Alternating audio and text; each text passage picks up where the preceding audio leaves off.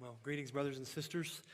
My name's Luke Peterson, one of the pastors at Emmanuel Baptist Church in Verona, Virginia. We had the pleasure of joining RBNet last year. Very thankful just for our sister churches here, God's work among us, and just getting to know more and more of the Lord's work throughout the world. The Lord has been very kind to us at EBC as of late. We've been experiencing a wonderful season of peace and unity, and we're thankful to God for that. We do ask for your prayers, though, as the Lord is opening a great door of opportunity for our family to return to Costa Rica. Some of you know that my wife and Courtney and children, Harper and Judah, we lived in Central America for 3 years, from 2017 to 2020. We spent a year in Nicaragua, but unfortunately were forced to leave prematurely. But by God's kind providence, we ended up going to Liberia, Costa Rica. And I've been in EBC, a pastor there for almost 5 years now. But God has made it abundantly clear to us and our people that we should be sent back to labor at the Reformed Baptist Church of Liberia, Costa Rica, the same church that I have the privilege of planting and helping to plant in 2019. Our church, EBC, Emmanuel, has responded 100% unanimously that we should return, and we do give God great thanks for this and what He is doing. We have 3 pastors at EBC, and one of them, Andrew McCaskill, will be leaving his job as a biology teacher at a Christian school, and he will be setting his face to labor full-time next June at Emmanuel. And so, God willing, we plan to be sent sometime around August of 2025. We will also be partnering with Disciple of the Nations, which is a mission organization that comes alongside the local church and aids her in sending her missionaries well.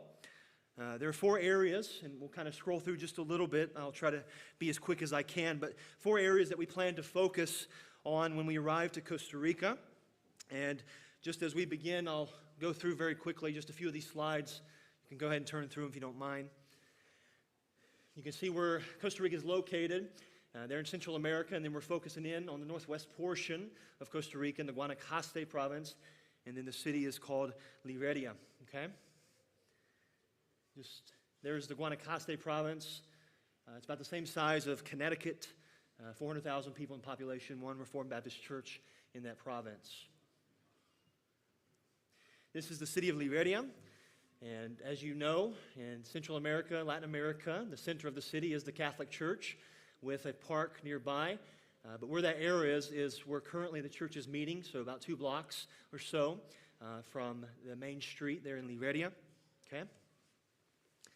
And just a little more information about the town itself. 80,000 in population, 67% Roman Catholic, and 20 to 25% Pentecostal there. And I was explaining to some brothers this morning, there's a lot of oneness Pentecostal there, Unitarian who deny the Trinity itself. It's very popular. And so Sola Scriptura is a crucial doctrine, both for those coming out of the Roman Catholic Church and Pentecostalism, okay?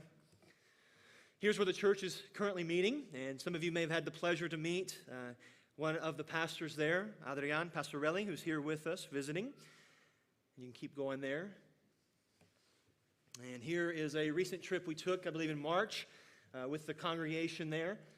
I think a few more have been added since then, but by God's grace, the church continues to grow. There's Pastor Adrian. You can go through these rather quick. And this needs to be updated because by God's grace, this past Lord's Day, 2 more deacons were added to the congregation, so we give God thanks for that. And you can see a little bit of information here. The church was founded and constituted March 10th of 2019. Membership is around 20 right now, and I believe about 50 or 60 on average Lord's Day attendance. And then here's just a few pictures. That was Constitution Day back in 2019, where we used to meet in the restaurant. And this is where they currently meet.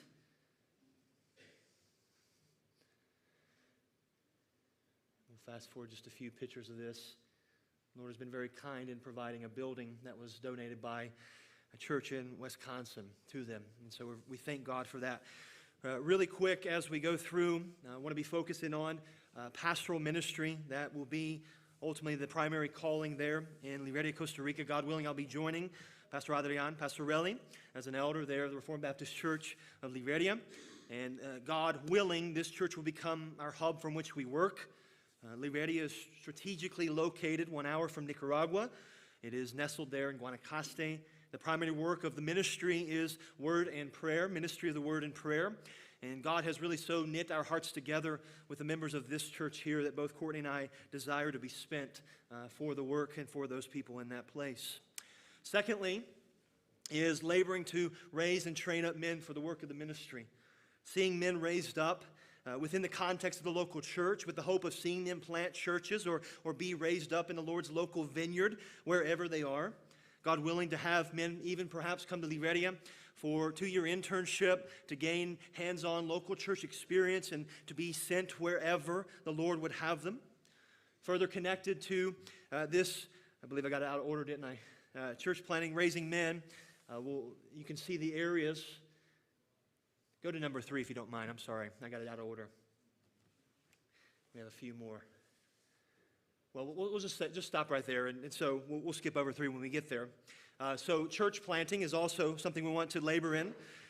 And there in Costa Rica and throughout Central America, you can see where Costa Rica is, nestled there with the other countries in Central America. And I tell people often, probably even told some of the brothers today, that after 500 years, the Reformation is finally getting to Latin America. The Lord has been working mightily in this part of the world. When we first moved to Costa Rica in 2018, there were 2 Reformed Baptist churches. Now, by God's grace, there are 8. And so that theme of replication, of seeing men raised up to be sent out. And our prayer really is to see a Reformed Baptist church in one of the 7 provinces, one of the 7 provinces there in Costa Rica. Okay, you can skip along and I'll talk through these a little bit. There's the training men for ministry that I already mentioned. So that would be our goal, to continue there. And then we'll move to the last one. Some of you may know that Covenant Baptist Theological Seminary has been laboring with modules there in Costa Rica. And so part of what we desire to do is to aid them in any way as they work to see a seminary established in Costa Rica. There are many men within the churches who are desirous to be raised up. And so I desire to help and labor alongside CBTS. They're doing quarterly modules right now. John Miller was just there this past week doing a module on biblical theology. So pray for that labor. Pray for the Lord to use this just to aid the churches there and to see laborers being raised up and sent out to the harvest. And I'll close with this. Please pray for us in the following ways, that the Lord would continue to preserve the unity of Emmanuel Baptist Church and aid Andrew McCaskill in this new season. Pray that the Lord would help us to be sent well by EBC. Pray that the Lord would provide financially for us to live there in Costa Rica. And we are praying along with these lines that the Lord would move the hearts of our sister churches who would desire to support us in the work in Costa Rica.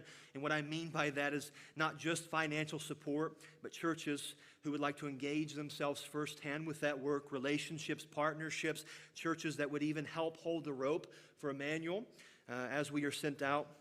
Pray as well as we've been visiting churches already with this in mind and continue to do so. So if you're interested in hearing more about the work, please come and talk to me about what's going on in Costa Rica and, God willing, what the Lord is calling us to do.